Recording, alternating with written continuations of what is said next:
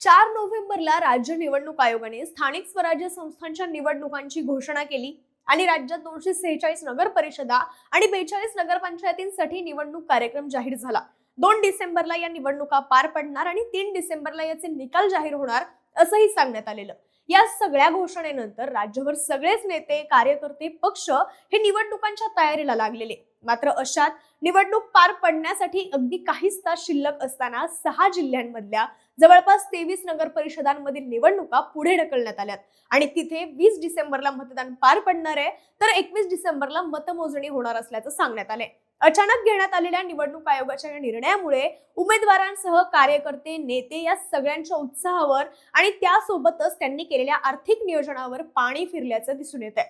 पण निवडणुकीला काहीच तास शिल्लक असताना अचानक निवडणुका पुढे ढकलण्याची नामुष्की निवडणूक आयोगावर का आली आणि अशा प्रकारे मतदानाच्या आदल्या दिवशी निवडणुकांना स्थगिती देणं हे लोकशाहीला साधेसं आहे का आणि येत्या काळात या सगळ्याचा राजकीय दृष्ट्या कशा प्रकारे परिणाम होऊ शकतो, सर्व काही समजून घेऊयात आजच्या टॉकिंग पॉइंट मधून।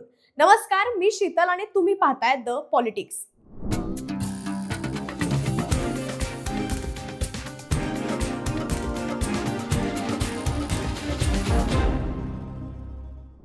सर्वात आधी कुठे कुठे निवडणुका पुढे ढकलण्यात आल्यात ते विभागवार पाहूयात। अमरावती विभागामध्ये बाळापूर, अंजनगाव, सुरजी, यवतमाळ, देऊळगाव राजा, वाशिम या ठिकाणच्या निवडणुका पुढे ढकलण्यात आल्यात।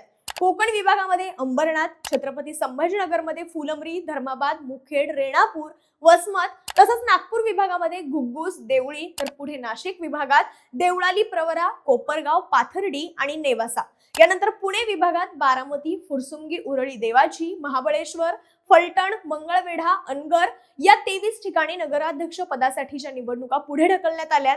आता कोणत्या ठिकाणी प्रभाग निहाय म्हणजेच नगरसेवक पदाच्या निवडणुका या स्थगित करत पुढे ढकलण्यात आल्यात, तर अमरावतीमध्ये 187, छत्रपती संभाजीनगरमध्ये 144, पुण्यात 143, नाशिकमध्ये 120, तर कोकणात 69, नागपूरमध्ये 68 अशा एकूण 731 नगरसेवक पदाच्या निवडणुका पुढे ढकलण्यात आल्यात।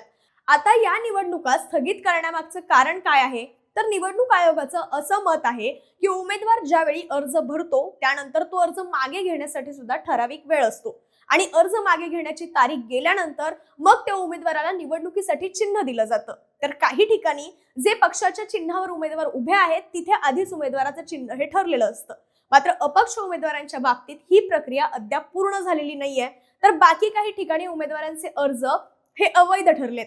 या संदर्भात काही उमेदवारांच्या विरोधात अपील करण्यासाठी विरोधी उमेदवार किंवा काही मतदार यांनी कोर्टात अपील केलंय, हरकत नोंदवली आणि या सगळ्या हरकतींवर सुनावणी होऊन त्या संदर्भात निकाल येईल एवढा वेळ शिल्लक नसल्याने निवडणुका पुढे ढकलण्याशिवाय काहीच पर्याय नाही असं निवडणूक आयोगाने स्पष्ट केलंय। त्यामुळे काही नगरपालिकांची संपूर्ण निवडणूक ही पुढे ढकलली आहे, तर काही ठिकाणी मागे सांगितल्याप्रमाणे प्रभाग निहाय निवडणुका पुढे ढकलण्यात आल्यात।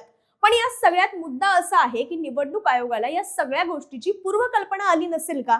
जर हरकतींवर सुनावणी व्हायला किंवा त्याचा निकाल यायला जर उशीर होणार होता तर निवडणूक कार्यक्रम जाहीर करायला इतकी घाई का केली? या सगळ्या गोष्टी लक्षात घेऊन निवडणुकीचं वेळापत्रक तयार का नाही करण्यात आलं? या सगळ्याबद्दल स्वतः मुख्यमंत्री देवेंद्र फडणवीस यांनी सुद्धा राज्य निवडणूक आयोगावर संताप व्यक्त केलाय। निवडणूक आयोगाने अशा प्रकारे निवडणुका पुढे ढकलणं हे योग्य नाही असं फडणवीस म्हणाले। खरं तर 2024च्या विधानसभा निवडणुकीत सुद्धा अनेक उमेदवारांच्या विरोधात विविध प्रकारचे आक्षेप घेण्यात आले, हरकत घेण्यात आली, मात्र त्यापैकी अनेक हरकतींसंदर्भात आजपर्यंत कोणताही निकाल आलेला नाहीये। असं असताना सुद्धा त्यावेळी कोणत्याही परिस्थितीत निवडणुका मात्र स्थगित करण्यात आल्या नव्हत्या किंवा पुढेही ढकलण्यात आल्या नव्हत्या। मग आताच अशा प्रकारे हरकतींचं कारण पुढे करत निवडणूक आयोगाने निवडणुका का स्थगित केल्या असा प्रश्न सुद्धा उपस्थित होतोय।